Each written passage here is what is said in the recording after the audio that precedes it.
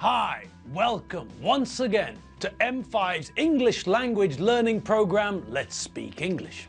I'm Gav Duncan and I'm here on your TV to help you learn English. Now, are you sitting comfortably? Yes? Good. And are you ready for today's lesson? Yes? Good. Okay, well, let's learn English together. And hello everyone, how the devil are you all? Is everything going well today? Was your breakfast the breakfast of kings? Did you wake up feeling as great as a 1980s pop song? Good! Well, that must mean that you're having a great day. You got out of your lazy bed and now the chances are that you're walking on sunshine. Perhaps you're wearing baggy trousers. Maybe you came to dance and maybe you're dancing with tears in your eyes. I don't know. Perhaps you're a member of the jet set and hopefully, after a summer in Berlin or Vienna, you're going to remain forever young. Okay, enough of the trip down memory lane. Let's get started on today's lesson, shall we? Now, yesterday we saw the bench fields at the supermarket again. And then I started to explain about the idea of rank, position in a hierarchical system, didn't I? Now, who remembers why I was talking about rank? That's right. It was all to do with how people address strangers in the UK. I was telling you about the fact that if a man doesn't know another man's name, then often he calls him mate when he speaks to him. Chuck us a couple of eggs.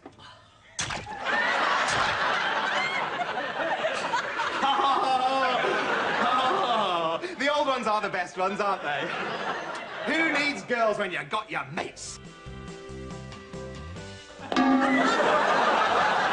You're not going anywhere, mate. Mate? Mate? Heavy, you killed him. I never touched him. Yeah, but the frying pan did, didn't it? You were touching that at the time. Okay, now that's fine, and it's something I do all the time. So do my friends. But there's a small problem. Well, there's a couple of problems, really. The first problem is that older men of my father's generation, for example, they don't say mate, and they don't like to be called mate. So, well, the best thing to do is to make sure that you don't offend anyone. If you're not sure, then call the man you want to speak to sir. I mean, okay, it might be a bit formal, but it's better to be formal and polite than risk offending someone, isn't it? The other group which have a problem with the word mate are people who get called mate all the time, all day long. Postman, for example, or policeman. My dad was a policeman and he hated being called mate. So again, you don't really want to make a policeman angry, do you? Especially if you want to ask that policeman something for directions or for help. If you make him angry before you ask for help, then, well, maybe the policeman won't help you so quickly. So, this brings us to another problem. If you can't call a policeman mate, then what do you say? How should you address him? Okay, well, let's think about this for a moment. What phrase do we know for starting a conversation with a stranger? Yes, that's right, excuse me. Now, as we all remember, we can use the phrase excuse me to let someone know that we'd like to move past them. Or we can also use the phrase excuse me when we interrupt someone who's speaking. But we can also use this polite phrase when we're attempting or trying to get someone's attention. If we're trying to start a conversation with a postman or with a policeman, for example. Now, as we learned yesterday, there are lots of ranks in the police and in the army and, well, in lots of jobs really. But if we're walking in the street and we see a policeman, we don't know what rank that policeman is. So we can't say, excuse me, constable, because we don't know if this policeman is a constable, do we? Maybe he's a sergeant or an inspector. I don't know. I'm not a policeman, so I don't know what the little decorations on his uniform mean. All right, so what's the answer? Well, it's simple really. We can either use the phrase excuse me, That's a perfectly polite, acceptable way to get someone's attention. Or, if we want to be more specific, then we can use the word officer. Now, in the police force, officer is a word which means policeman or policewoman. So this is the perfect word to use. We can use it in combination with a polite phrase we already know, and we get, excuse me, officer. Perfect. Perfect, polite, and the correct thing to say. Good. So now, via my dad's hatred of the word mate, we now know another, better way to address people, strangers. Either we say, excuse me, or if we'd like to talk to a member of the police, then we can add the word officer to the phrase. Great! Okay. And now, what else did we hear about yesterday? Ah, yes. The conversation between Lizzie and Tim. Do you remember? So, who was that boy you were talking to? He's a mate of mine. What's his name? Eddie. Eddie what? Finn. Eddie Finn. What? Was that Eddie Finn? Do you know Eddie Finn? Yeah, I know Eddie Finn. So what? What do you mean, so what? Eddie Finn is bad news. Everyone at school knows that. He doesn't go to our school, stupid. Oh, God, you're so thick, Tim. He used to go to our school, you idiot, but he got thrown out. He was expelled. Yeah? I didn't know that. I heard about him from some of the other girls. Apparently he was always in trouble and then he did something really bad, so he was expelled. I like him. He's a good mate. Mum and Dad won't like it. Listen, Lizzie, just keep your mouth shut, okay? Mum and Dad don't need to know anything about my mates. Don't you dare tell them. All right, calm down. Dad's angry enough with you as it is. You don't need to make it any worse. Just keep your mouth shut, okay? Or what? Or you'll be sorry, that's what. Okay, so we know the word mate. So we know that this boy is a friend of Tim's. We don't know if this boy is a close friend or not, but we do know that Tim and this boy are friends. Now, what's the problem? Lizzie's got a problem, hasn't she? Lizzie knows the name, but not the boy. And Lizzie's got some information about Tim's mate that is new to Tim. Lizzie told Tim that his friend Eddie is bad news. Lizzie said that everyone at school knows that Eddie is bad news. Tim thinks that Lizzie's stupid because Eddie doesn't go to their school, but then Lizzie told Tim that he was thick. Now, has anyone heard this word before? I'm sure you all have. I'm certain that we've seen this word before. Think about the opposite, the antonym of the adjective thin. What is it?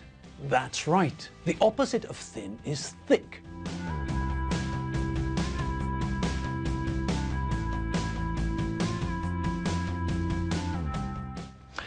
So, that means that we know that a piece of paper is thin, but we also know that someone can have very thick hair. We know that some people like their sandwiches to be made with thin slices of bread, and other people like their sandwiches to be made with thick slices of bread. Now, one thing we always have to be careful of is the fact that the adjective thin hasn't only got one opposite. If we're talking about an object, I don't know, a book or a piece of clothing, during the summer we wear thin shirts because it's hot. Then the opposite is the word thick. These books are thin books. But this book, Donnie's Mum's Bible, is a very thick book. Do not drink wine when thou goest into the tabernacle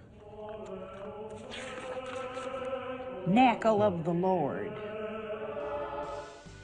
Okay, so that pair of opposites works for objects, fine. But we also sometimes talk about people being thin. And when we think of the opposite in this situation, it's not thick, is it? No. If we want an opposite to the word thin when we're talking about a person or a dog or someone living, then the correct word isn't thick, but fat. This is a thin dog. And this is not a thick man, this is a fat man, Batman. Okay, so that's clear, isn't it? Good. But let's get back to where we were with the Benchfield kids, with the conversation between Lizzie and Tim. Lizzie called Tim thick. She used the adjective thick to describe her brother, and she wasn't talking about his physical size.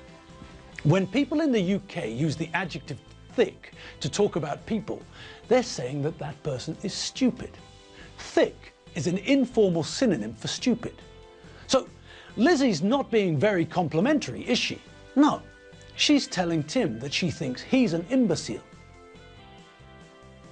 She thinks that he's a cretin, a fool, a moron, an idiot, a dolt, a half-wit, a dunce, a dullard, a simpleton, a nincompoop, a ninny, a dimwit, a nitwit, a numpty, a muppet, a pillock.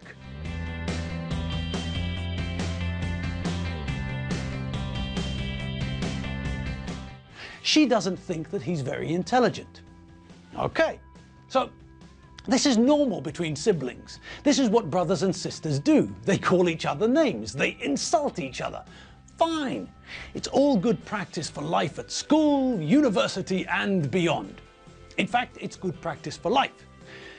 But that's not important now. What we need to know is why Lizzie thinks Tim is thick. What is it about this situation which made her come to this conclusion? Well, it's all to do with that piece of information connected to Tim's mate, Eddie. Eddie Finn was thrown out of the school. He was expelled from the school. Now, what do you think that means? Well, we know the verb to throw, don't we? Yes. When Enid takes Keith to the park, she throws a tennis ball and Keith runs after the ball and brings it back, like dogs do. Now, what if we add the preposition out to the verb? Now the meaning changes. To throw something out means to throw it away. We discard something we don't want. If you break something and it can't be fixed, then you throw it out, you throw it away.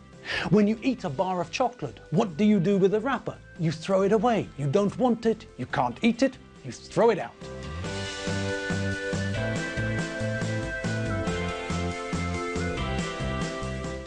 And that's what happened to Eddie. The school decided that they didn't want him and they threw him out. They expelled him from the school. And, oh no, gooseberries. We're out of time again. Oh well, remember the eyebrows. No crying over spilt milk. We'll start tomorrow's lesson with another look at the idea of to throw out. And we'll check that we all know why Lizzie thinks that her brother is thick. All right then, people. Three things to remember. Number one, check out the website, www.m5tv.hu. Number two, relax, have another coffee, and remember to have fun. And finally, number three, see you later. Bye.